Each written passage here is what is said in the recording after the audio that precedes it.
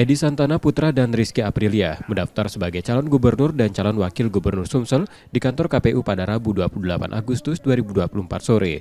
Diantar pendukungnya dan diterima Ketua KPU Sumsel Andika Pranatajaya bersama seluruh komisioner KPU.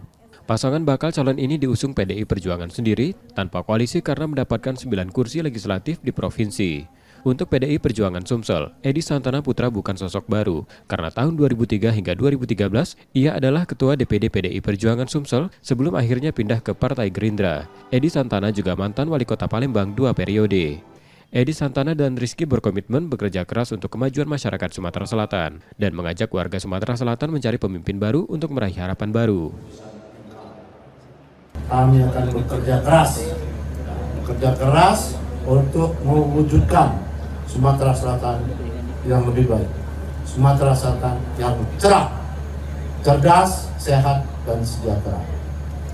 Ini era baru, semangat baru, harapan baru, pemimpin baru. Edi Santana dan Rizky Aprilia saat ini masih terdaftar sebagai anggota DPR RI dan segera mengajukan pengunduran diri sebagai syarat maju sebagai bakal calon kepala daerah. Pasangan yang diusung PDI Perjuangan ini menjadi poros tersendiri di antara dua bakal calon lain kepala daerah di Sumsel, Herman Deru Ciujang dan Mawardi Yahya Anita Nuringhati.